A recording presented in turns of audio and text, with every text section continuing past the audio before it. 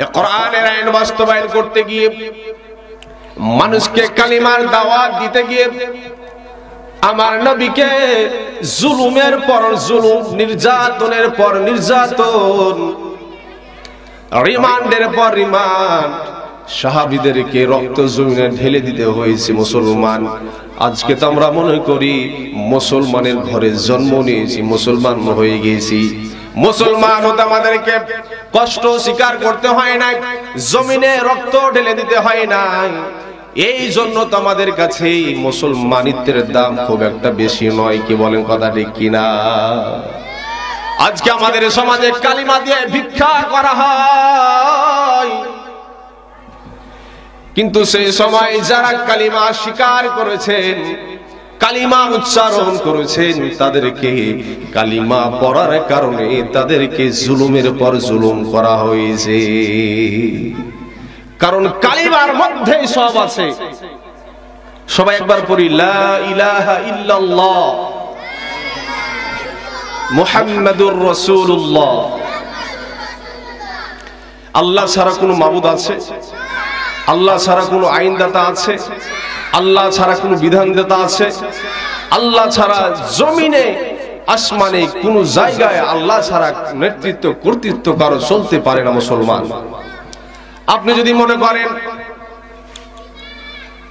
যে আল্লাহর হুকুম শুধু নামাজে চলবে, আল্লাহর হুকুম শুধু রোজায় চলবে, হজে চলবে, যাকাতে চলবে, রাষ্ট্র পরিচালনা করতে গিয়ে মানুষের মন গড়া তন্ত্র মন্ত্র মতবাদ দিয়ে রাষ্ট্র চলবে, তাহলে আপনাকে বুঝে নিতে হবে মুসলমান আপনি কুফরি কালামের মধ্যে আছেন, আপনি কাবিরা গুনাহের মধ্যে লিপ্ত আছেন। আপনি যত ইবাদত করেন না কেন আপনার ইবাদতের কোনো মূল্যায়ন হবে না, কারণ আপনি সারাক্ষণ আপনি কবিরা গুনাহের মধ্যে লিপ্ত আছেন। সম্মানিত উপস্থিতি ভাইয়েরা আমার, আল্লাহ রাব্বুল আলামিন তার হাবিবকে স্মরণ করে দিয়ে বলতেছেন, وَإِذْ يَمْكُرُ بِكَ الَّذِينَ كَفَرُوا لِيُثْبِتُوكَ أَوْ يَقْتُلُوكَ أَوْ يُخْرِجُوكَ وَيَمْكُرُونَ وَيَمْكُرُ اللَّهُ وَاللَّهُ خَيْرُ الْمَاكِرِينَ। আল্লাহু আকবার। আল্লাহ রাব্বুল আলামিন তার হাবিবকে বলছেন, স্মরণ করুন সেই সময়ের কথা যে সময় কাফেরেরা লিউসবিতুকা আপনাকে বন্দী করার, আও ইয়াকতুলুকা কিংবা হত্যা করার, আও ইখরিজু কিংবা আপনাকে বাড়ি থেকে বের করে দেওয়ার ষড়যন্ত্র করেছিল কিনা মুসলমান? আল্লাহ রাব্বুল আলামিন তার হাবিবকে স্মরণ করে দিয়ে বলতেছেন, ওয়ায়ামকুরুনা ওয়ায়ামকুরুল্লাহ, কাফেরেরা চক্রান্ত করে, ষড়যন্ত্র করে, আল্লাহ রাব্বুল আলামিন কৌশল অবলম্বন করেন। এরপর আল্লাহ রাব্বুল আলামিন বলতেছেন, ওয়াল্লাহু খায়রুল মাকিরিন। আল্লাহু আকবার। আল্লাহ রাব্বুল আলামিন হচ্ছে উত্তম কৌশল অবলম্বনকারী। সম্মানিত উপস্থিতি ভাইয়েরা আমার, রাসূল সাল্লাল্লাহু আলাইহি সাল্লামের 63 বছর জিন্দেগি। কত বছর মুসলমান? দীর্ঘ 63 বছর জিন্দেগিকে আমরা 3টি ভাগে ভাগ করব।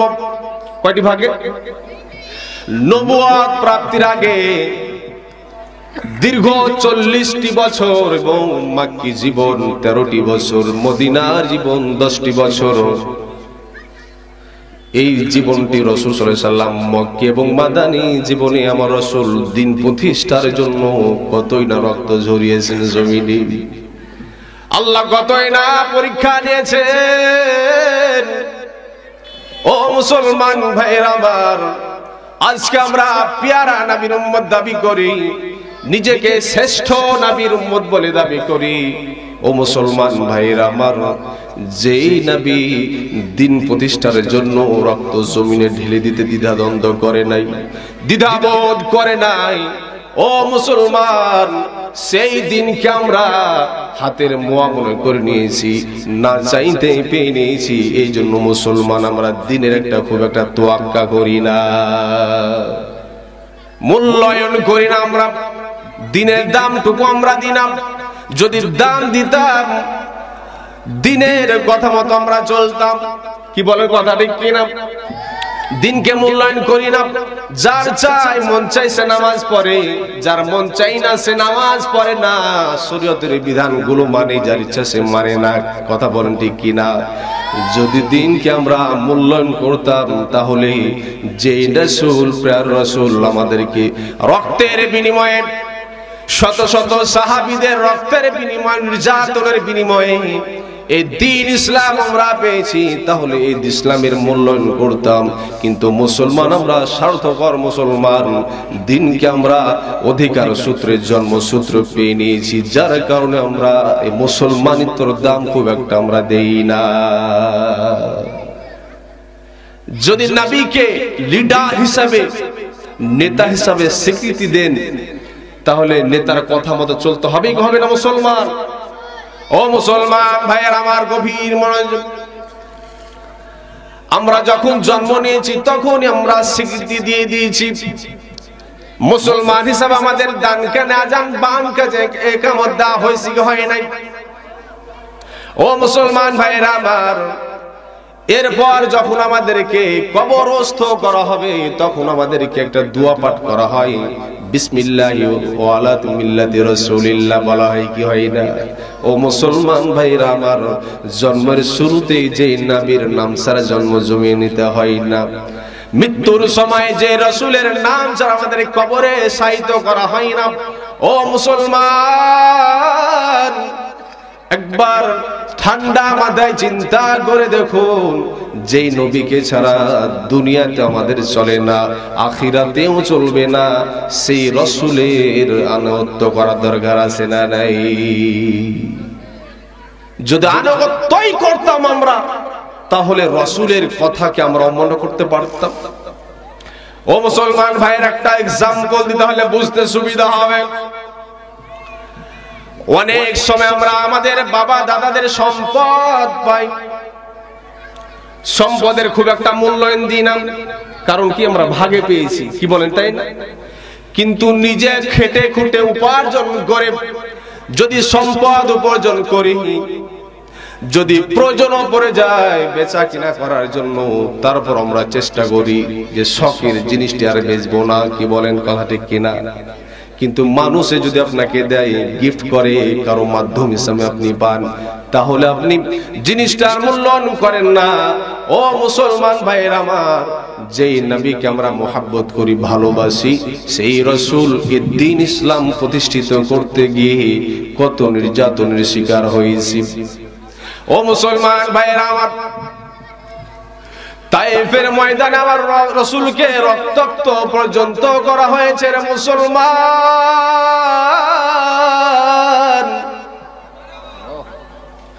ও মুসলমান, আপনি যদি রাসূলকে ভালোবাসেন, মুহাব্বত করেন, তাহলে রাসূলের এত উপার্জন কষ্টের ফল আপনি দ্বীন ইসলাম পেয়েছেন, এই দ্বীন ইসলামের আপনি মূল্যায়ন করেন না কেন? মনে প্রশ্ন আসতে পারে না? এত কষ্টের উপার্জন হিসেবে আমার রাসূলের দ্বীন ইসলামকে প্রতিষ্ঠা করেছেন, সেই দ্বীন ইসলামের আমরা অনুসারী হতে পারি না। আমরা মনে করি শুধু হুজুররাই ধর্ম মানবে, আমরা ধর্ম না মানলেও চলবে, এরকম মনে করি কি করি না মুসলমান?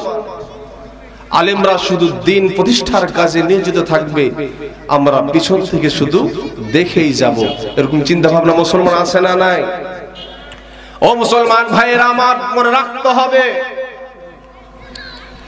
নামাজের সময় যেমন ভাবে আমরা কাঁধে কাঁধ মিলিয়ে নামাজে দাঁড়িয়ে যাই, কোন দলমত দেখি না, কোন মতানৈক্য দেখি না। আল্লাহর জমিন, আল্লাহর দ্বীন প্রতিষ্ঠার জন্য কোন দল নয়, কোন মত নয়, কে আওয়ামী লীগ, কে বিএনপি, কে জামাত, কে জাসদ, কে বাসদ দেখার টাইম নাই। তার জন্য যদি প্রয়োজন পড়ে, ডাক আছে, কাঁধে কাঁধ মিলিয়ে নামাজের মতো করে যদি প্রয়োজন পড়ে দাঁড়াতে হয়, আল্লাহর জমিন, আল্লাহর দ্বীন প্রতিষ্ঠা করতে হয়। কারা কারা রাজি আছো? আল্লাহকে দুহাত তুলে দেখিয়ে দাও। তাকবীর, লিল্লাহি তাকবীর, লিল্লাহে তাকবীর। আল কোরআনের আলো, সংসদে বলতে হবে, সংসদে। আল কোরআনের আলো, আল হাদিসের আলো, ইসলামের শত্রুরা, লিল্লাহি তাকবীর। আল্লাহ যেন সবার হাতগুলোকে কবুল আর মঞ্জুর করে নেয়। সবাই আল্লাহুম্মা আমিন। হাত নামায় সবাই। সম্মানিত উপস্থিতি ভাইয়েরা আমার, যেটি বলতেছিলাম, রাসূল সাল্লাল্লাহু আলাইহি সাল্লামের জীবনকে 3 ভাগ করার পর 40টি বছর রাসূল নবুয়তের আগে ব্যয় করেছেন। এরপর নবুয়ত প্রাপ্তির পর 13টি বছর মক্কায় ব্যয় করেছেন। 10টি বছর মদিনায়।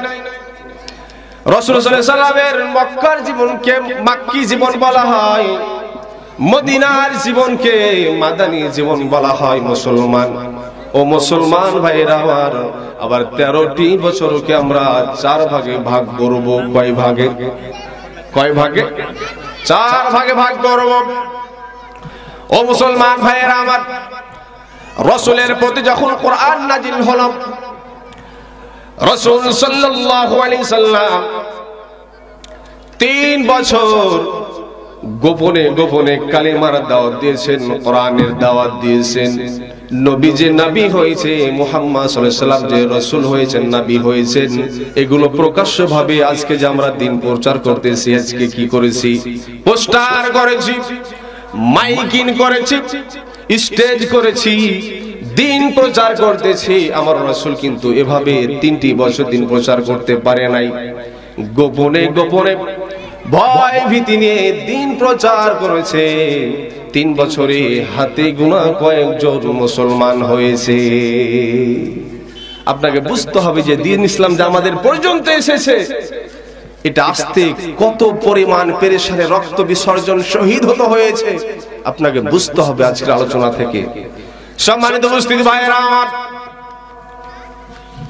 এরপর রাসূল সাল্লাল্লাহু আলাইহি সাল্লাম 3টি বছরে মুসলমানের সংখ্যা খুব একটা বাড়ে নাই। এরপর 2টি বছর আমার রাসূল প্রকাশ্যে দাওয়াত দেওয়া শুরু করেছে। মুসলমান যখনই প্রকাশ্যে দাওয়াত দেওয়া শুরু করেছেন, কাফির মুশরিকের বাচ্চাদের মাথা গরম হয়ে গিয়েছে। কোরআনটা কি খারাপ জিনিস? কিন্তু কোরআনের কথা যখন প্রচার করেছে তখন শত্রুতে পরিণত হয়ে গিয়েছে। কারণটা কি? একটাই কারণ, কোরআনের যখন প্রচার রাসূল শুরু করেছেন, তাদের মাথা নষ্ট হয়ে গিয়েছে, খারাপ হয়ে গিয়েছে। কারণ এই কোরআনের রাজ যদি কায়েম হয়, তাহলে আমাদের গদি হারিয়ে যাবে। কি হারিয়ে যাবে? গদির লোভ আছে না নাই? এই জন্য তো আমরা দেখতে পাই গদির লোভে পাগল হয়ে যাই। আলেমদের নামে ট্যাগ দিতেও মুসলমান দ্বিধাবোধ করে না। নিজেকে পাক্কা নামাজি দাবি করে। কি করে কি করে না? সম্মানিত উপস্থিতি ভাইয়েরা আমার, দুনিয়ার জমিনে যেহেতু কোনো আলেম রাসূল নবী রাসূল নাই, উত্তর শরীফ ওয়ারাসাতুল আম্বিয়া নায়েবে রাসূল, আলেম উলামাগণ আল্লাহর দ্বীন প্রতিষ্ঠার কাজে নিয়োজিত মুসলমান। কিন্তু আলেম উলামা আল্লাহর কোরআনের রাজ কায়েম করতে গিয়ে বিভিন্ন ত্যাগের শিকার হয়, হেনস্থার শিকার হয়, জেল জুলুমের শিকার হয়। কি বলেন, হয় কি হয় না? একটা সাধারণ মানুষ দ্বীন প্রতিষ্ঠার কাজে কতটুকু ভূমিকা রাখে মুসলমান? একজন আলেম দ্বীন প্রতিষ্ঠার কাজে অংশগ্রহণ করতে গিয়ে, দ্বীন প্রচার করতে গিয়ে তাকে বিভিন্ন ট্যাগ দিয়ে মামলা দায়ের করা হয়, যুগের পর যুগ কারাবন্ধ করা হয়। ইতিহাস নতুন নয়, কোরআনের বাকি। আল্লামা দেলোয়ার হোসেন সাইদের অপরাধটা কি ছিল? চুরি বাটপারি করেছিল নাকি? কথা বলতে হবে মুসলমান। আজকে চুপ থাকার কারণে তাগুতের বাচ্চারা বারবার মাথা চারা দিয়ে উঠে, দাড়ি টুপি দেখে মনে করে এরা তো মোল্লা, কি করবে আমাদের। কি এরকম করে কি করে না মুসলমান? কিন্তু মনে রাখতে হবে মুসলমান, আল্লাহর রাসূল হুজুর ছিল, দাড়িওয়ালা টুপিওয়ালা ছিল। হযরত ওমর রাদিয়াল্লাহু তাআলা আনহু হুজুর ছিল, দাড়ি টুপিওয়ালা ছিল। দাড়ি টুপলা দেখে ভাববেন না যে আরাকে যেটাই করব সেটাই মেনে নিতে বাধ্য, খবরদার এটি মনে করবেন না। কারণ আমাদেরকে যদি তোমরা রক্ত চক্ষু দেখে আমাদেরকে নত করতে চাও মুসলমান, আমরা উমরের জাত, আবু বকরের জাত, কথা বলেন ঠিক কিনা? আমরা নাঙ্গা তলোয়ার নিয়ে যদি দিন প্রতিষ্ঠার জন্য আমার নামতে হয় মুসলমান, আবার আমরা জমিনে রক্ত ঢেলে দিব, তার উপর তাগুতের কাছে আমরা মাথা নত করব না মুসলমান, কথা বলেন ঠিক কিনা? সম্মানিত উপস্থিতি ভাইরা আমার, রাসূল সাল্লাল্লাহু আলাইহি সাল্লাম প্রকাশ্যে 2 বছর যখন দাওয়াত দিতে শুরু করেছেন, তখন তাদের আপনজনের কাছে শত্রুতে পরিণত হয়ে গিয়েছে। তারা এক সময় নাম করত আব্দুল্লাহর ছেলে মুহাম্মদ, ছেলেটি এতটাই ভালো, এতটাই ভালো, এতটাই পবিত্র, যার মধ্যে কখনো অন্যায় দুর্ঘটনা সংঘটিত দেখি নাই, তার জবানে কখনো গালিগালাজ দেখি নাই। ছেলেটি আসলেই ভালো, নাম করে কি করে না। আজকে আমাদের সমাজে একটা ছেলের কাজকর্ম ভালো, সকল কাজকর্ম ভালো, মানুষ দেখলে সালাম দেয়, টাকনুর উপর কাপড় পরে 5 ওয়াক্ত সালাত আদায় করে, কিন্তু যখনই মানুষ জেনেছে এই ছেলেটি ইসলামী আন্দোলনের সাথে জড়িত, তখনই তাকে বাঁকা চোখে দেখা হয় মুসলমান, কথা বলেন ঠিক কিনা? ট্যাগ দেওয়া হয়, ট্যাগ লাগানো হয় মুসলমান। আমার নবীকে সেই অবস্থা করা হয়েছিল যে ছেলেটি আসলে ভালো, মুহাম্মদ ছেলেটি আসলে ভালো, কিন্তু অপরাধটা কি? বাপ দাদার ধর্ম বাদ দিয়ে এই কোরআনের, তারপর নাকি কোরআন নাজিল হয়েছে, এই কোরআনের প্রচার করতেছে। একটাই সমস্যা, গতি চলে যাবে, নেতৃত্ব কর্তৃত্ব হারিয়ে যাবে। সম্মানিত উপস্থিতি ভাইরা আমার, বাংলার জমিনে যখন মুসলমান আলেম ওলামাগণ কোরআনের রাজ কায়েম করার চেষ্টা করতেছে, তখন কিছু কিছু নেতারা বলতেছে এই জমিন হচ্ছে গণতন্ত্রের জমিন, এই দেশে ইসলামী আন্দোলন হতে পারে না, কথা বলেন ঠিক কিনা? কাঁধে কাঁধ মিলে ইসলামী আন্দোলন আপনাকে শরীক হতে হবে, আপনার জন্য ফরজ। দিন প্রতিষ্ঠার কাজে আপনাকে অংশগ্রহণ করতে হবে, চেষ্টা করতে হবে। আমরা মুসলমান শুধু মনে করি নামাজ পড়বো, রোজা করবো, হজ করবো, যাকাত করবো, কে কি করছে দেখার বিষয় নাই, এরকম মুসলমান বলে কি বলে না? আপনি যদি এটা মনে করেন যে নামাজ রোজা পড়বো আলহামদুলিল্লাহ জান্নাত আর কে ঠেকায়, এরকম মনে করি না আমরা? যে দিন প্রতিষ্ঠার কাজ করতে গিয়ে আমার রাসূল নামাজকে কাজা করে দিয়েছেন মুসলমান, সেই নামাজ আপনাকে জান্নাত পর্যন্ত নিয়ে যেতে পারবে না। কারণ আপনি সব ফরজের বড় ফরজ আল্লাহর জমিনে আল্লাহর দ্বীন বাস্তবায়ন করাকে আপনি উপেক্ষা করতেছেন, তাচ্ছিল্য করতেছেন মুসলমান, কথা বলেন ঠিক কিনা? সম্মানিত উপস্থিতি ভাইয়েরা আমার, আল্লাহর জমিনে যদি আল্লাহর দ্বীন বাস্তবায়ন হয়, কি কি সুবিধা মুসলমান জানার দরকার আছে না নাই? অনেক সময় অনেক মানুষ এসে কমপ্লেন করে, হুজুর আমার ছেলেটিকে ভালো করতে পারতেছি না, নেশা পানি করে, মারধর করে, তার চরিত্র এতটাই খারাপ, বারবার বলার পরও সে ঠিক হয় না। মুসলমান আপনাকে বলতে চাই, আপনার যে ছেলেটিকে আপনি নেশা থেকে মুক্ত করতে পারছেন না, আল্লাহর জমিনে আল্লাহর আইন যদি বাস্তবায়ন হয়, আপনি আপনার ছেলেকে ভালো করতে পারছেন না, সংশোধন করতে পারছেন না, আল্লাহর জমিন আল্লাহর দ্বীন বাস্তবায়নের কারণেই সেই ছেলেটি সোনার মানুষে পরিণত হওয়ার সম্ভাবনা আছে মুসলমান। তখন যখন প্রশাসনের লাঠি চার্জ হবে পাছার উপর, তখন কি আর নেশামানি করতে পারবে? যদিও করে প্রকাশ্য করতে পারবে না, অন্যায় করতে পারবে না। সম্মানিত উপস্থিতি ভাইয়েরা আমার রাসূল প্রকাশ্যে যখন দাওয়াত দিতে শুরু করলেন, যে মানুষগুলো নাম করত আমার রাসূল ভালো, আল আমিন, বিশ্বাসী, সেই লোকগুলোই শত্রুতে পরিণত হয়ে গেল। একটাই কারণ, একটাই অপরাধ, কোরআনের প্রচার করতেছি, কারণ আমাদের বাপ দাদাদের ধর্মের বিরুদ্ধে কথা বলতেছে মুসলমান, এই ভেবে তারা আমার নবীর বিরুদ্ধে ষড়যন্ত্র শুরু করে দিয়েছে। ওরে মুসলমান, নির্যাতন এতটাই ভয়াবহ আকার ধারণ করেছে যা ভাষায় প্রকাশ করার মতো নয়। আমার রাসূলকে দ্বারা যখন দেখলো দাওয়াতি কাজ থেকে কোনোভাবে আটকানো যাচ্ছে না রে মুসলমান, আমার রাসূলকে তারা সিয়াবে আবি তালেবের কারাগারে 3টি বছর বন্দী পর্যন্ত করেছে। আমার রাসূল জেল খেটেছে রে মুসলমান।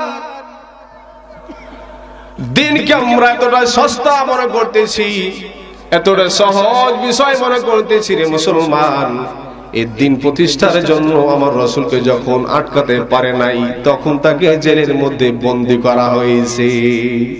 আজকেও যারা কোরআনের হক কথা বলে, কোরআনের রাজ কায়েম করতে যে আন্দোলন করতে চায়, তাদেরকে 1 বছর নাই 2 বছর নাই যুগের পর যুগ কারাবন্দী রাখা হয়, রিমান্ডে না হয়, ফাঁসির মঞ্চে ঝুলানো হয়। মুসলমান আলেম ওলামা এটার দিকে ভয় পাই না, কারণ রাসূল থেকে দেখে আসছে, হাদিস পড়ছে, কোরআন পড়ছে, দেখে আসছে যেটি দিন প্রতিষ্ঠার জন্য কঠিন কোন বিষয় নয়, সহজ একটি বিষয়।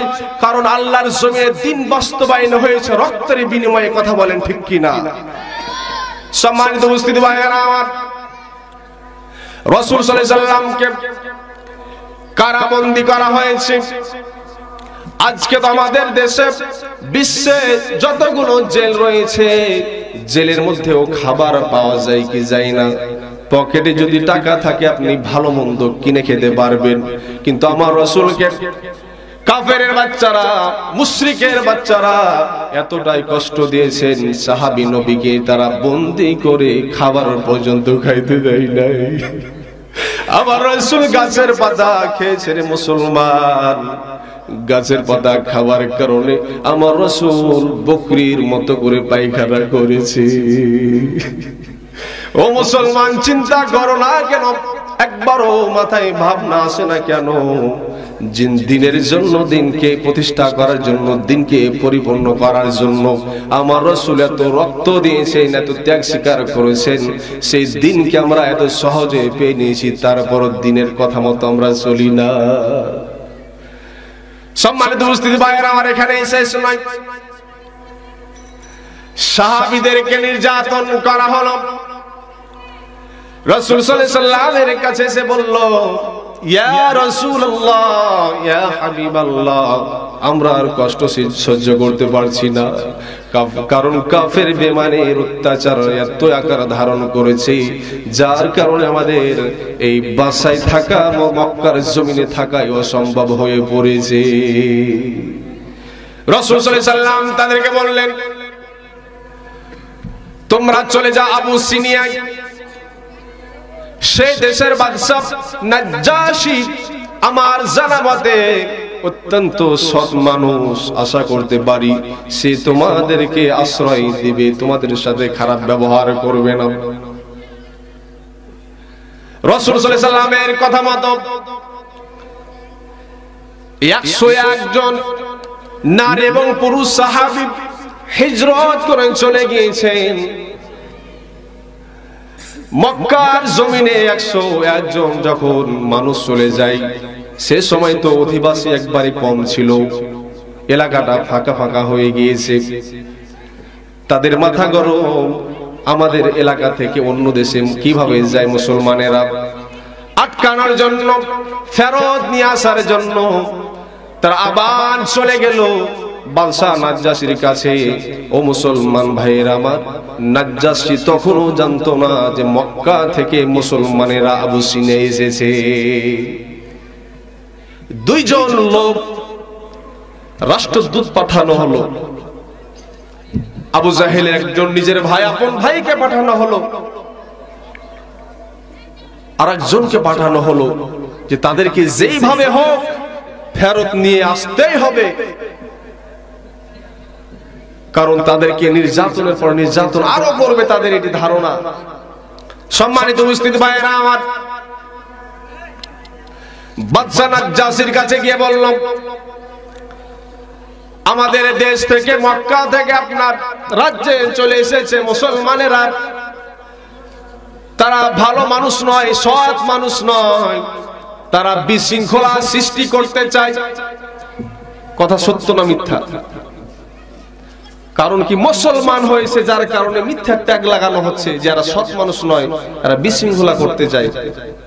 আমাদের বাংলাদেশেও ইসলামী আন্দোলনের কর্মীদের বিরুদ্ধে ট্যাগ লাগানো হয়, যারা ধর্ম ব্যবসায়ী। কথা বলেন ঠিক কিনা? বলা হয় কি হয় না? মুসলমান নিজে আগে সৎ হতে হবে, তারপর অন্য মুসলমানের বিরুদ্ধে কথা বলতে হবে। আমরা খবর পেয়েছি তোমরা রিলিফের টিন চুরি করে মামলা দায়ের হয়েছে, তোমাদেরকে জেল পর্যন্ত খাটতে হয়েছে। মুসলমান তোমরা নিজেকে সাধু দাবি করো, ধর্ম ব্যবসায়ী বলো কাদেরকে? যারা নিজের জীবনটাকে বাজি রেখে নিজের পরিবারের কথা চিন্তা না করে সুখ বিসর্জন দিয়ে একটাই চাওয়া পাওয়া আল্লাহর জমিন, আল্লাহর কোরআন দিয়ে রাজ কায়েম হোক, প্রতিষ্ঠিত হোক, এই জন্য আন্দোলন করতে গিয়ে চেষ্টা করতে গিয়ে শেষ পর্যন্ত তোমরা তাদেরকে ধর্ম ব্যবসায়ী ট্যাগ লাগিয়ে দিচ্ছ। মুসলমান একবার চিন্তা আসে না যে আমিও মুসলমান, তারাও মুসলমান? তোমাদের বলে দিতে চাই তোমরা হচ্ছে হাইব্রিড মুসলমান, শুধুমাত্র নামে। নামে হলে চলবে কি মুসলমান? কামের দিকে হতে হবে মুসলমান। সম্মানিত মুসলিম ভাইরা আমার, গভীর মনোযোগ।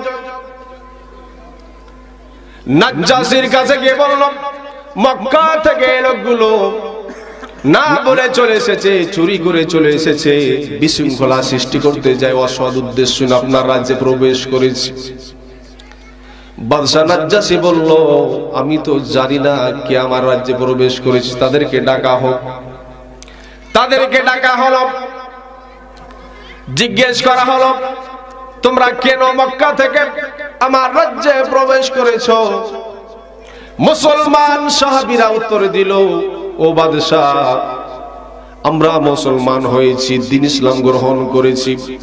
দ্বীন ইসলাম গ্রহণ করার কারণে কাফের মুশরিকেরা আমাদের প্রতি নির্যাতনের মাত্রা বাড়িয়ে দিয়েছে, যার কারণে আমরা দেশ ছাড়তে বাধ্য হয়েছি।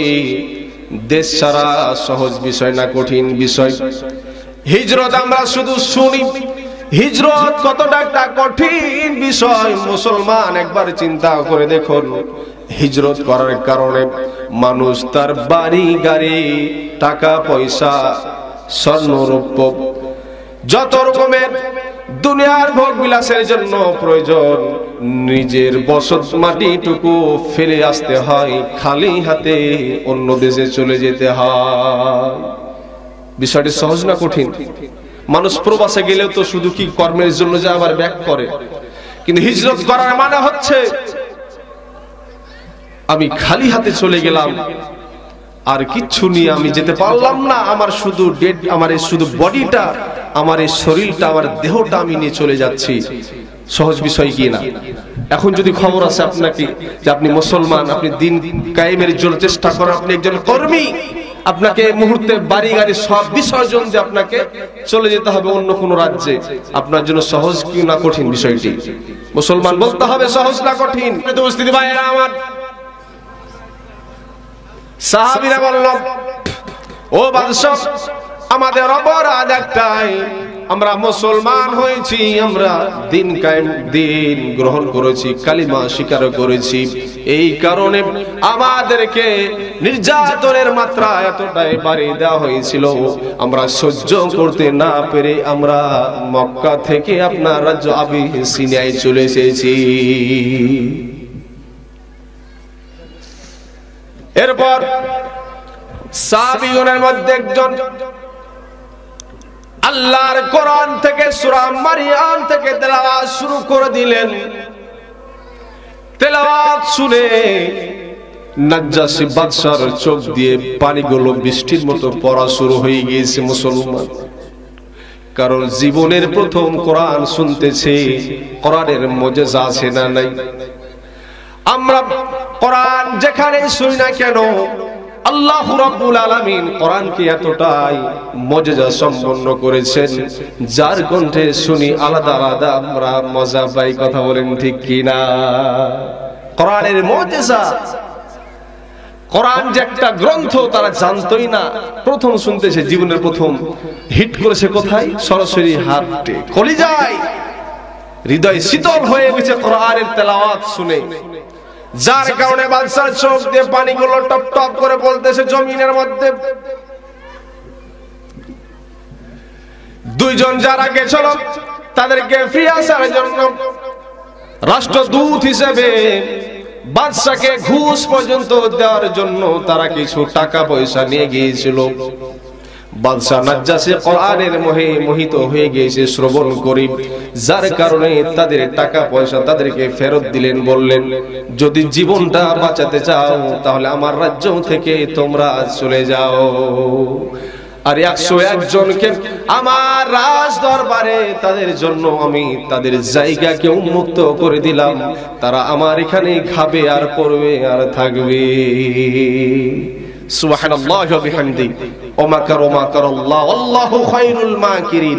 ফয়সালা কার? যদি তারা দুইজন তাদেরকে ফিরিয়ে এনে আসার জন্য না যেতেন তাহলে বাদশা জানতেও পারতেন না, তাদের সম্মান মর্যাদা বাড়তো না। কি বলেন, কথা ঠিক কিনা? সম্মানিত উপস্থিতি, আমরা অবশ্য অবগত রয়েছি 5 বছর আগে ডক্টর মিজানুর রহমান আজহারিকে দেশ ছাড়া করা হয়েছিল। রে মুসলমান, কি জানি না মুসলমান দেশ থেকে বিদেশ থেকে ফিরে এসে তার সম্মান মর্যাদা কমেছে না বেড়েছে? চাঁপাইনবাবগঞ্জের সামনে 22 ফেব্রুয়ারি ঐতিহাসিক তাফসীরুল কোরআন মাহফিল হতে যাচ্ছে। মাহফিল কর্তৃপক্ষ মানুষের জায়গা দিবে এমন কোন মাঠ নির্বাচন করতে পারছিল না, হিমশিম খেয়ে যাচ্ছিল জায়গা দিব কিভাবে। এখন যে মাঠটিকে নির্বাচন করা হয়েছে মুসলমান জায়গা দিতে পারবে তার কোনো গ্যারান্টি নাই। এমনও শোনা যাচ্ছে 20 লক্ষ 25 লক্ষ 30 লক্ষ পর্যন্ত মানুষ হবে। সুবহানাল্লাহ।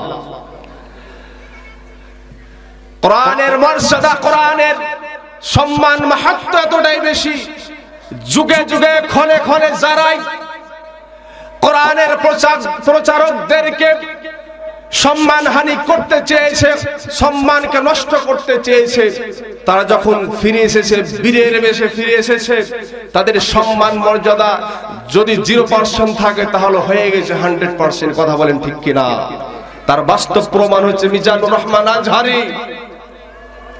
চাঁপাইনবাবগঞ্জের মানুষ আপনারা রেডি থাকুন, সারা বাংলাদেশের বুকে চাঁপাইনবাবগঞ্জে একটা নতুন ইতিহাস সৃষ্টি হতে যাচ্ছে। সুবহানাল্লাহ। আমরা শুধু দেখবো আর আল্লাহর শুকরিয়া আদায় করব।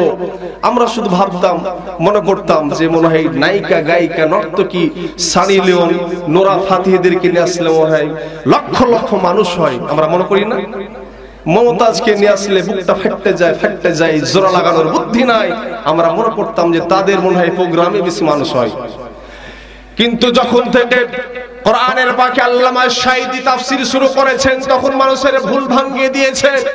কোরআনের আকর্ষণ এতটা আকর্ষণ, লক্ষ লক্ষ মানুষ কোরআনের মাহফিলে উপস্থিত হয়।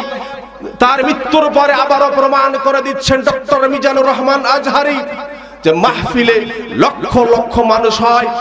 শুধু নায়িকা গায়িকা নোংরামি নষ্টামি দিকে মানুষ হয় না, আল্লাহর কোরআন শ্রবণ করার জন্য, তাফসীর শ্রবণ করার জন্য মানুষের এত উপচে পড়া ভিড় হয়। মানুষকে জায়গা দিবে তারা মাঠ নির্বাচন করা অসম্ভব হয়ে পড়ে যায়। কথা বলেন মুসলমান ঠিক কিনা? সম্মানিত উপস্থিতি মুসলমান ভাইয়েরা আমার, কোরআনের মর্যাদা, কোরআনের মাহাত্ম্য এতটাই বেশি রে মুসলমান, যারা এই সম্মানহানি করতে চাই কখনো পারবে না। তাদেরকে বেউজ্জত করে তাদের দরবার থেকে নিয়ে আসতে চেয়েছিল ঘুষ দিয়ে, ঘুষের বিনিময়ে। কিন্তু কোরআনের তেলাওয়াত যখন বাদশা শুনেছি তখন তার হৃদয়টা শীতল হয়ে গিয়েছে, তাদেরকে ফ্রি খাওয়ানোর ব্যবস্থা করে দিয়েছে। থাকো আমার দরবারে, তোমাদেরকে নিয়ে যাই কে, বুকে হাত দেয় কে, তোমাদের দেখতে চাই। এতিমের মতো করে চলে আসলো তারা, দুইজন ফেরত চলে আসলো মক্কায়। যখন গিয়ে তাদের লিডারকে বলল যে কোনভাবে ফিরিয়ে আসা গেল না, মুসলমান তখন গিয়ে রাজ শুরু করে দিয়েছে, ফেরত আর নিয়ে আসা গেল না। মুসলমান, আমাদের দেশে তো আমাদের যুগে আমাদের দেশে তো নেতারা কি করে, যদি সম্ভাবনা থাকে যেখানে একটা মারাত্মক কিছু হতে যাচ্ছে তাহলে আগে নেতাই পালিয়ে যায়। কথা বলেন ঠিক কিনা?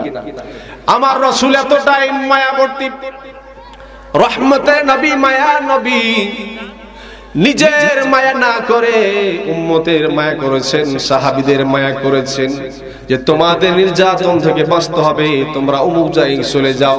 আমার রাসূল তার 40 জন সাহাবী নিয়ে থেকে গিয়েছেন মক্কায়। চিন্তা করেন একবার, মারামারি যদি হয় তাহলে আগে লিডার পালায় নাকি কর্মীরা পালায়? আমরা সিনেমায় দেখি কর্মীকে দিয়ে মারামারি করায়, কি বলেন তাই না? কিন্তু আমার রাসূল নিজের দিকে খেয়াল না করে তার সাহাবীদেরকে বাঁচানোর জন্য আগে পাঠিয়ে দিয়েছে যে তোমরা বাঁচো, আমি দেখতেছি। সুবহানাল্লাহি ওয়া বিহামদিহি। এটা থেকে প্রমাণ হয় এই দিন ইসলামকে রাসূল সাল্লাল্লাহু আলাইহি সাল্লাম কত একনিষ্ঠতার সাথে আল্লাহর জমিনে বাস্তবায়ন করেছেন মুসলমান। সম্মানিত উপস্থিতি ভাইরা আমার, রাসূল সাল্লাল্লাহু আলাইহি সাল্লাম জেলের মধ্যে বন্দী, তার চাচা আবু তালিবকে ডেকে বললেন, ও চাচা, কাফেররা যে একটা আইন তৈরি করেছে আমাকে গ্রেফতার করার সময় কাবার মধ্যে ঝোলানো আছে, আপনি গিয়ে দেখবেন যেই লেখাগুলোর মধ্যে আল্লাহ শব্দটি লেখা আছে সেই অক্ষরগুলো বাদ দিয়ে যা কিছু লেখা আছে সব রুয়ে খেয়ে ফেলেছে। সুবহানাল্লাহি ওয়া বিহামদিহি। কাফের বিমানকে গিয়ে বলল, আমার ভাতিজা একটা কথা বলতেছে যে তোমাদের যে চিঠিটা আছে, মামলার যে চিঠিটা আছে, পত্রটা আছে, এই পত্রের মধ্যে আল্লাহর নাম যেগুলো লেখা আছে সেগুলো নাকি অক্ষত আছে আর বাকিগুলো সব নষ্ট হয়ে গিয়েছে। কতটুকু সত্য? চলো তো একবার গিয়ে দেখি। যখন দেখতে গিয়েছে তারা আশ্চর্য হয়ে গিয়েছে, আমার রাসূলকে পরিত্রাণ দিয়ে দিয়েছে। সুবহানাল্লাহি ওয়া বিহামদিহি। মুসলমান ভাইয়েরা আমার, জেল থেকে বের করে তারা ক্ষান্ত হন নাই। আমার রাসূল যখন তার চাচা আবু তালিব বেঁচে ছিল তখন আমার রাসূলকে মারার ক্ষমতা মক্কার বুকে কারো ছিল না। একটা দেমাগ ছিল, অভিভাবক আজ। রাসূল সাল্লাল্লাহু আলাইহি সাল্লামের কি ভাগ্য, জেল থেকে বের হওয়ার 6 মাস পরে প্রিয় অভিভাবক চাচা আবু তালিব মৃত্যুবরণ করেছে। আমার রাসূল অভিভাবক হারা হয়ে গেল রে মুসলমান। তার 1 মাস পরে আবার মা খাদিজাতুল কুবরা মৃত্যুবরণ করেছে। মক্কার বুকে বাইরের আশ্রয়দাতা ছিল চাচা, ঘরের আশ্রয়দাতা ছিল মা খাদিজাতুল কুবরা রাদিয়াল্লাহু তাআলা আনহা।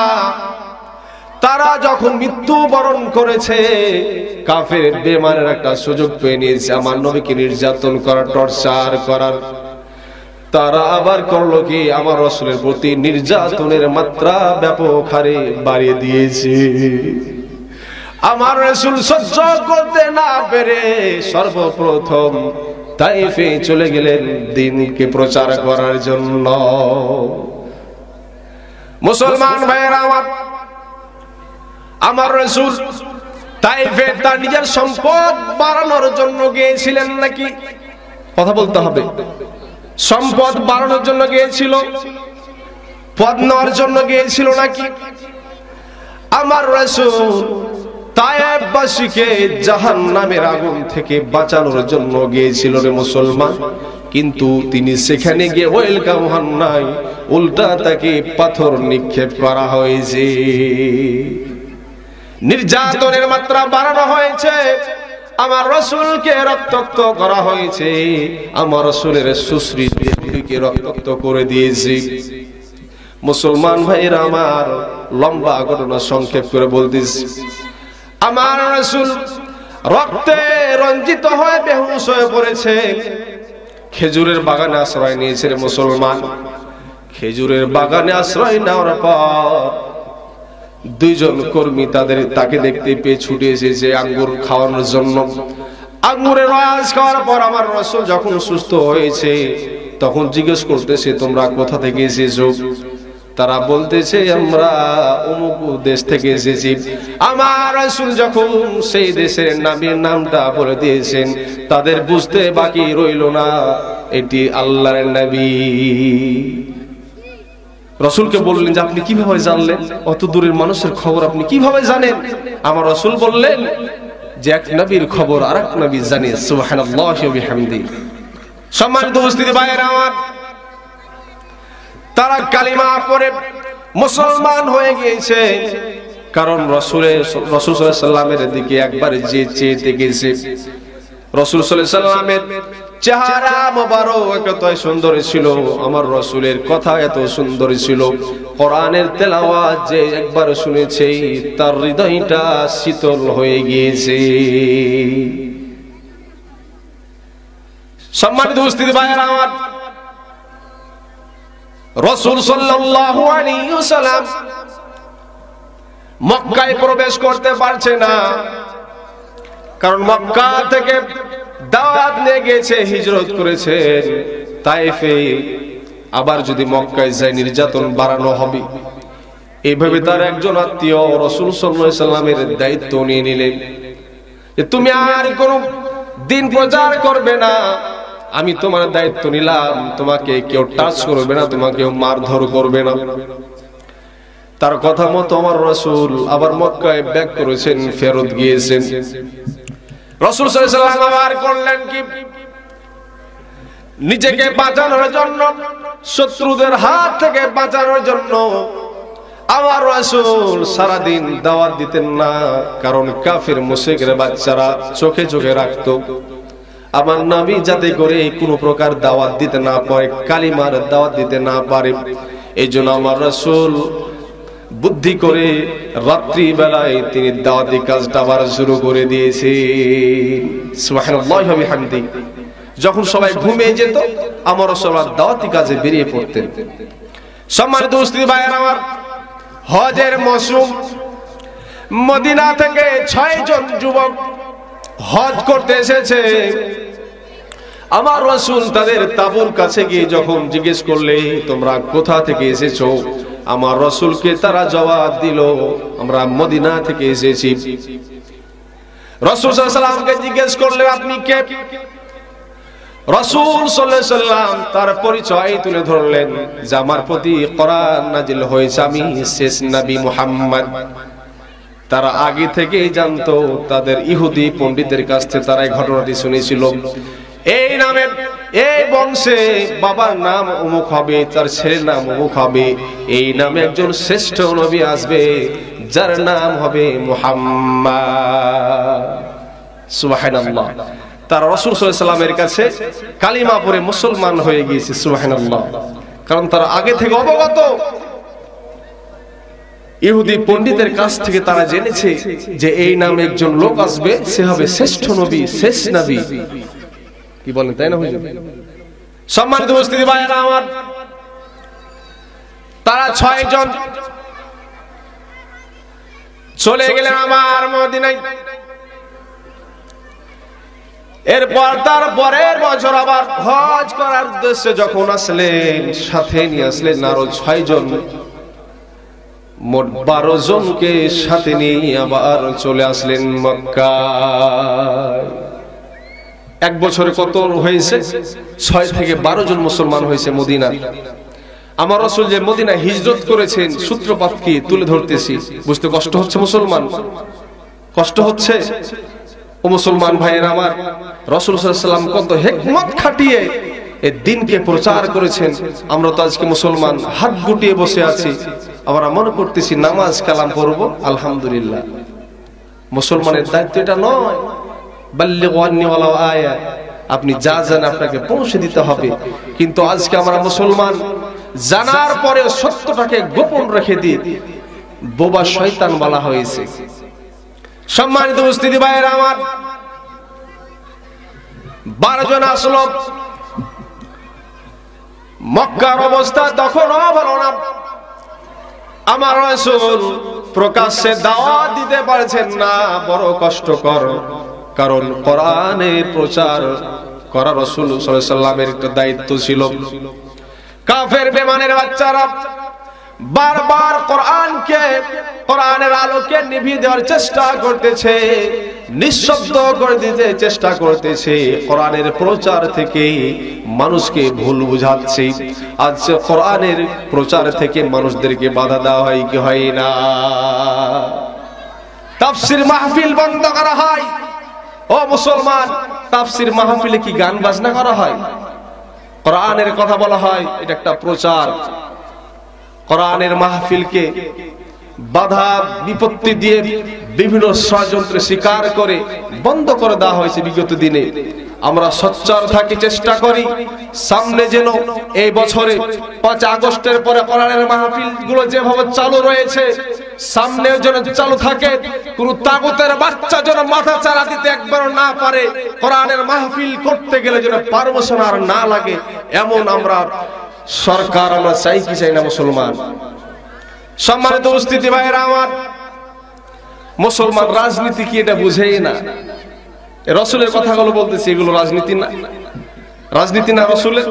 রসুলকে ফাঁসানো হয়েছে, রসুলের বিরুদ্ধে চক্রান্ত করা হয়েছে, এগুলো কি রাজনীতির বাইরের কথা? বুঝি না মুসলমান।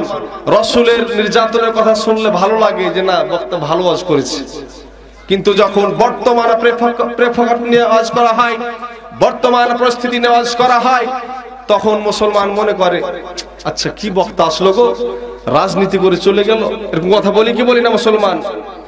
আপনাকে রাজনীতি বুঝতে হবে আগে। সত্য কথা বলা যদি রাজনীতি হয়ে থাকে মুসলমান, আপনি ধরে নেন আপনার জন্য রাজনীতি করা ফরজ। কারণ আমার রাসূল রাষ্ট্রপ্রধান ছিলেন, আমার রাষ্ট্র পরিচালনা করেছেন, কি করেন নাই?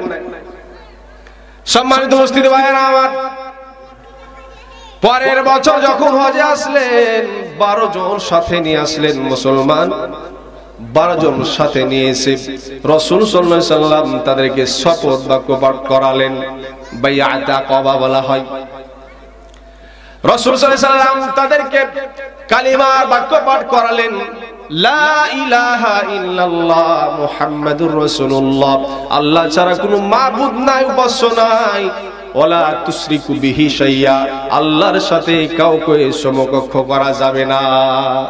রাসূল তাদের সাথে অঙ্গীকার করতেছে যে তোমরা জিনা করো না, তোমরা চুরি করো না, তোমরা একে অন্যের অপবাদ চাপিয়ে দিও না। রাসূল সাল্লাল্লাহু আলাইহি সাল্লাম তাদেরকে অঙ্গীকার করালেন। সম্মানিত উপস্থিতি ভাইয়েরা আমার, এরপর 12 জন যখন আসলেন, রাসূল সাল্লাল্লাহু আলাইহি ওয়াসাল্লাম তাদেরকে দিন শিখানোর জন্য, দিন বোঝানোর জন্য তাদের সাথে মুআল্লিম পাঠালেন।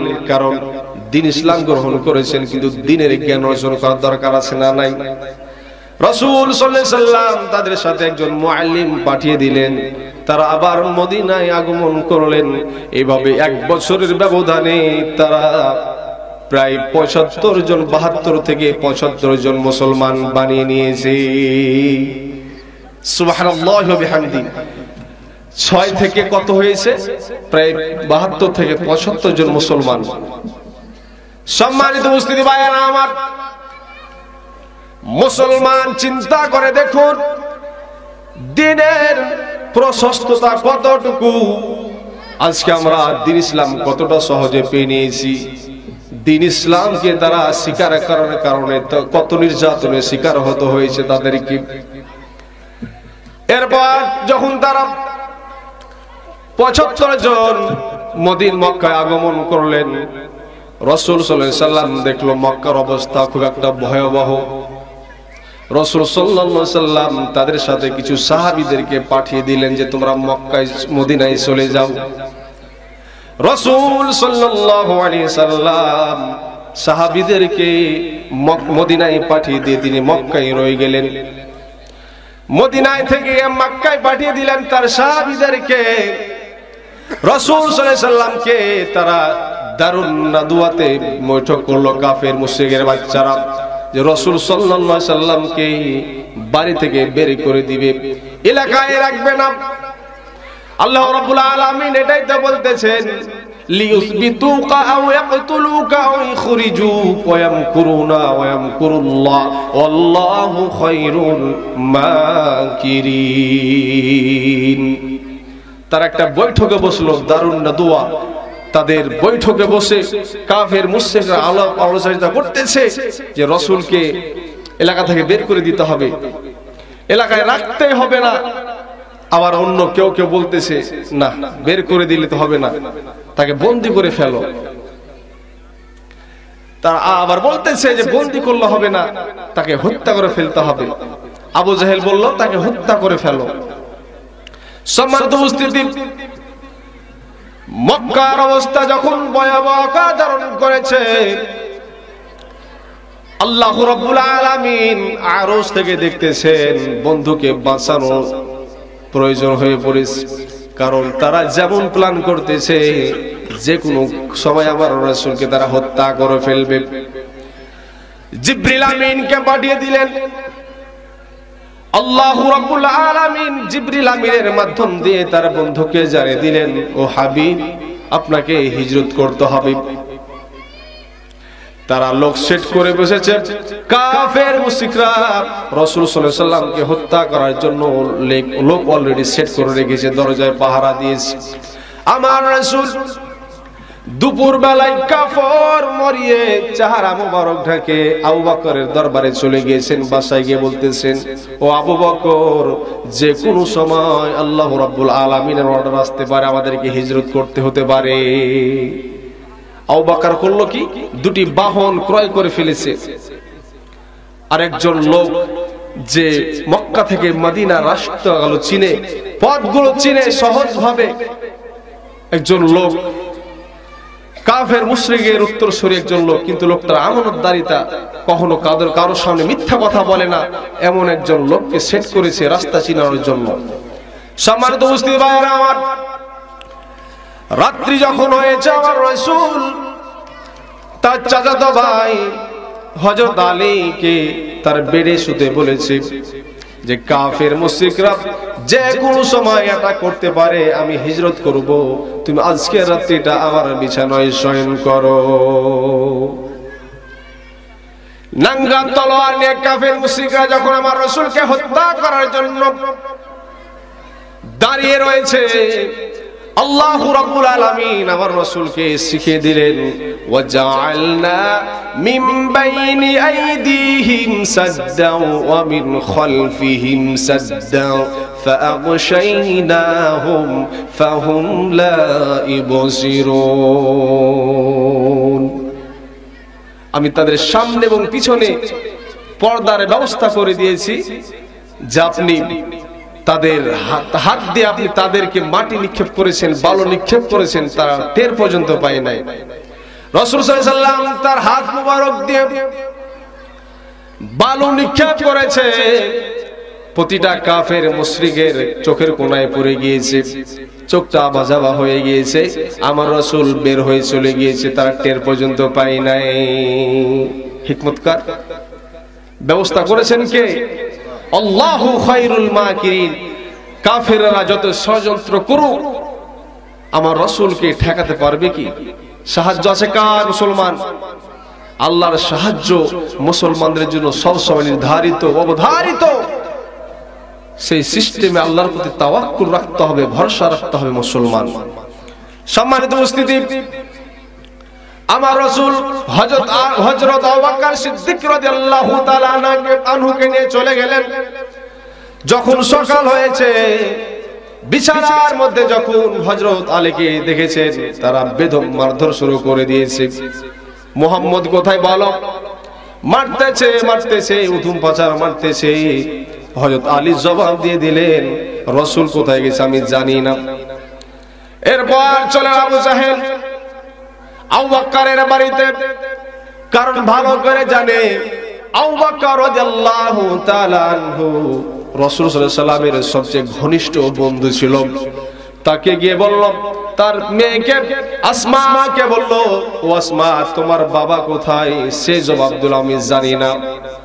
সিরাতের কিতাবে আসছে, আবু জাহেল এমন ভাবে আসমার গালে থাপ্পড় বসিয়েছে, থাপ্পড়ের চোটে আসমার কানের দুলগুলো মাটিতে পড়ে গিয়েছে।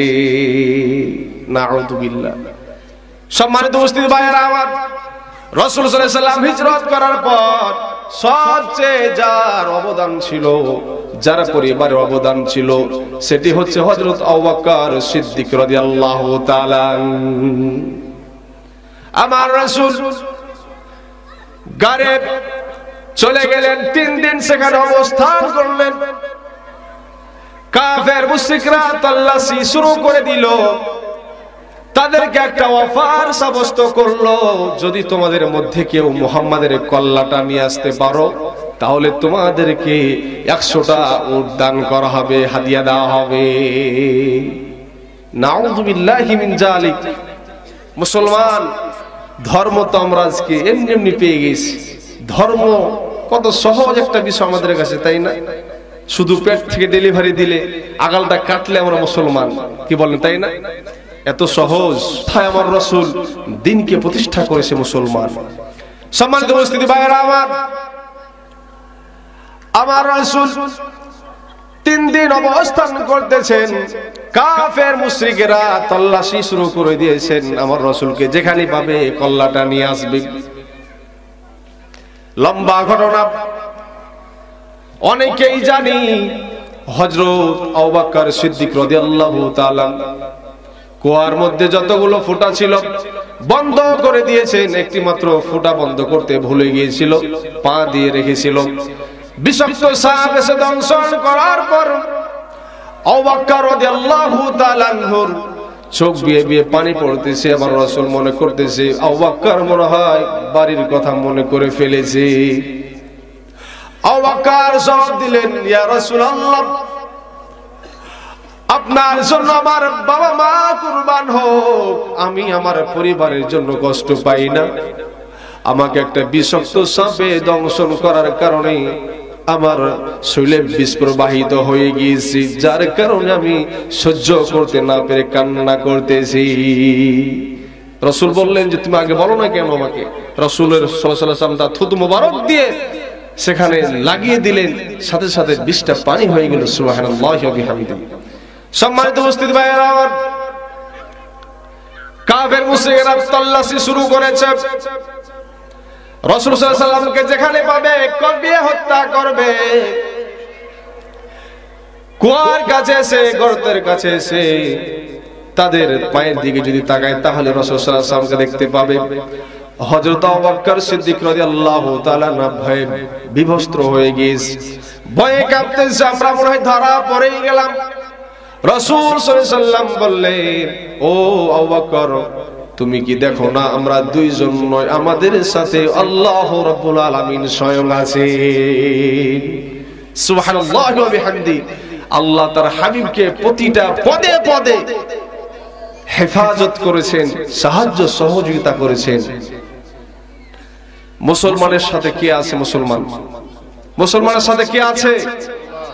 আল্লাহর সাহায্য আছে না নাই? মুসলমান, আল্লাহর সাহায্য যদি না থাকতো তাহলে রাসূল সাল্লাল্লাহু আলাইহি ওয়াসাল্লাম পদে পদে কি হতেন? কাফের মুশরিকের কাছে হেরে যেতেন। কিন্তু আল্লাহ রাব্বুল আলামিন তার হাবিবকে প্রতিটা জায়গায়, প্রতিটা মুহূর্তে সাহায্য সহযোগিতা করেছেন। কি আমরা জানি কি জানি না? মুসলমান। সম্মানিত উপস্থিতি ভাইয়েরা আমার, 3 দিন থাকার পর হযরত আবু বকর সিদ্দিক রাদিয়াল্লাহু তাআলা তার একজন দাসী ছিল, খাবার নিয়ে আসতেন।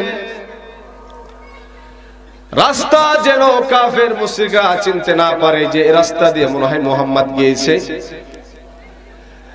আবু বকর সিদ্দিক রাদিয়াল্লাহু তাআলা আনহার দাসীটা করত কি, পিছন পিছন ছাগল হাঁটি নিয়ে আসতেন।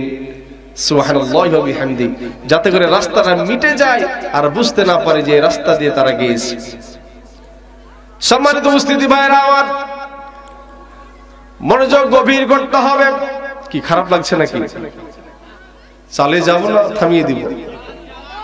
সম্মানিত উপস্থিতি ভাইরা আমার, রাসূল সাল্লাল্লাহু আলাইহি ওয়াসাল্লাম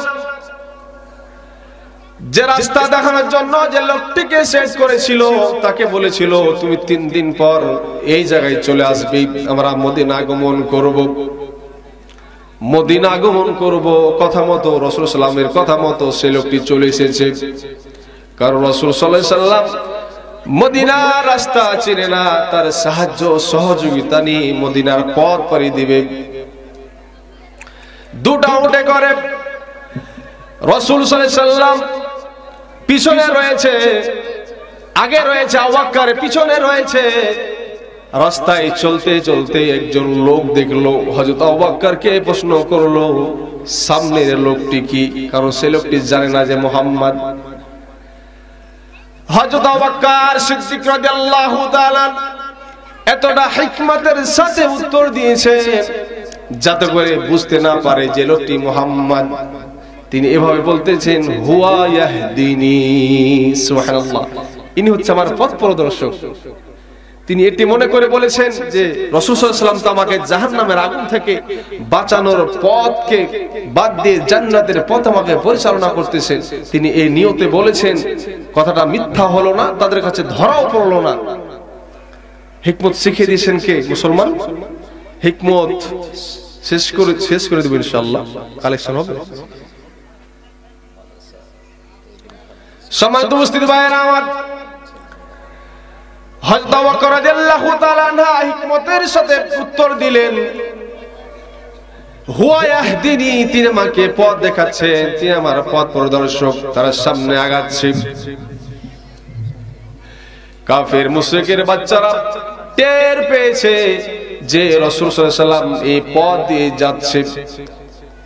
একটা লোভ আছে না, 100 উট পাবো, কল্লাটা নিয়ে আসতে পারলে, ধরে নিয়ে আসতে পারলে 100টা উট পাবো, লোভ আছে না নাই? রাসূল সাল্লাল্লাহু আলাইহি ওয়াসাল্লামকে খুন করার জন্য, ধরার জন্য লোকটি পিছু নিয়েছে।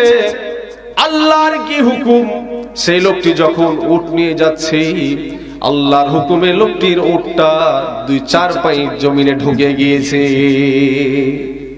সামনে আর আইতে পারে না। আবার উঠে আবার চেষ্টা করে, আবার পুঁতে যায়। রাসূল সাল্লাল্লাহু আলাইহি সাল্লামের কাছে মাফ চাইলেন, ওগো আল্লাহর রাসূল, আমাকে মাফ করে দিন, আমি লোক চিনতে ভুল করেছি, আমি আপনার সাথে আর কখনো বেয়াদবি করব না।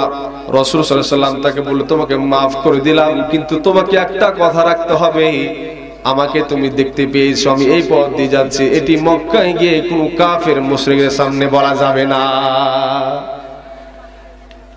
লোকটি কথা রাখলেন, তিনি আর কাউকে বলেন নাই।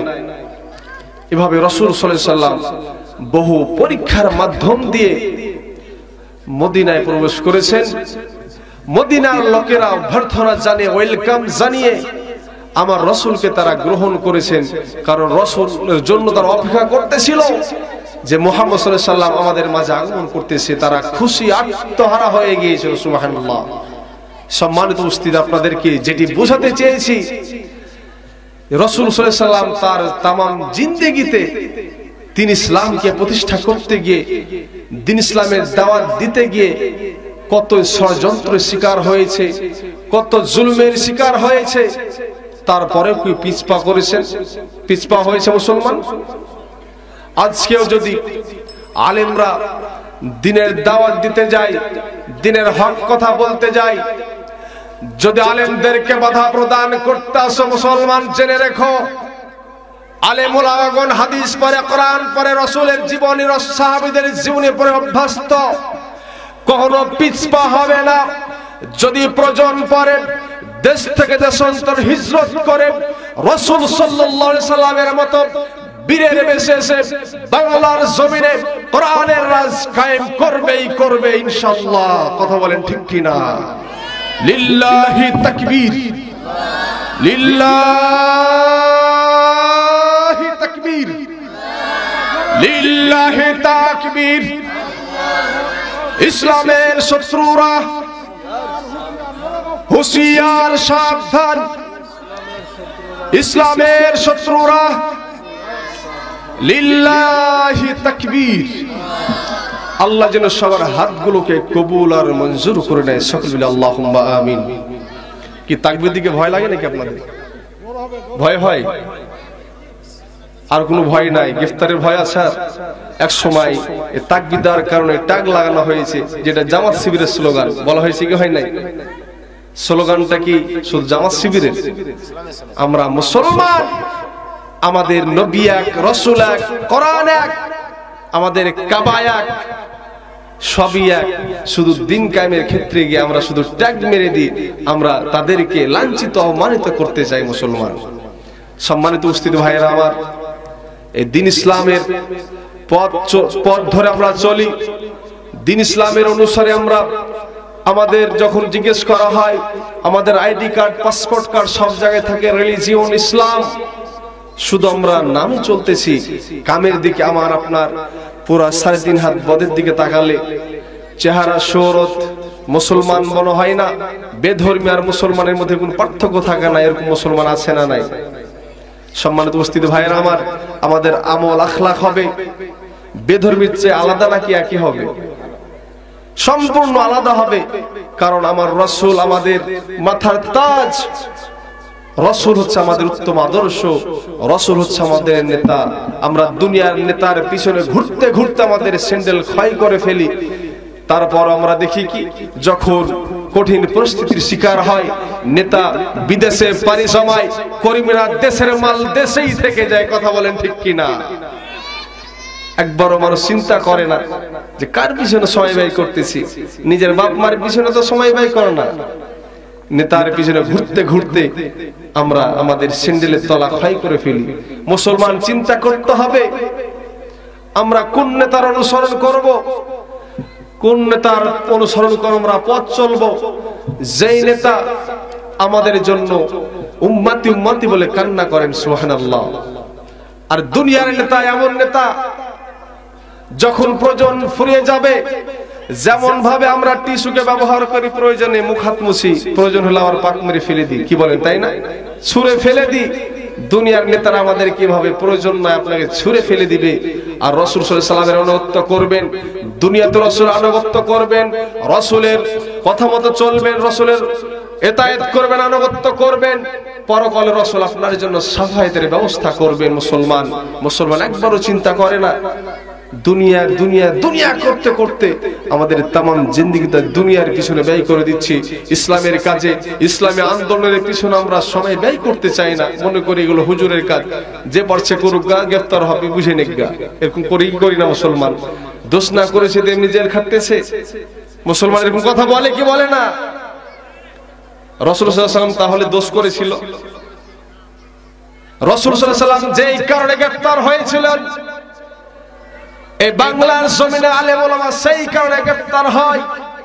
আপনি দেখান তো কোন আলেম ওলামা জমির আইল ঠেলার কারণে রিমান্ডে গিয়েছে, জেল খেটেছে, যুগের পর যুগ দেখাতে পারবেন?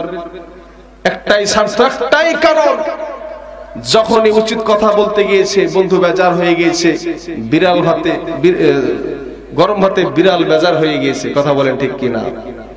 সম্মানিত উপস্থিত ভাইয়েরা আমার, আপনাদের আলোচনা থেকে এটি বোঝাতে চেয়েছি, দিন ইসলাম প্রতিষ্ঠা করতে গিয়ে আমার প্যারে নবী, আমার মুহাব্বতের নবী কত কষ্ট, কত নির্যাতন সহ্য করেছেন।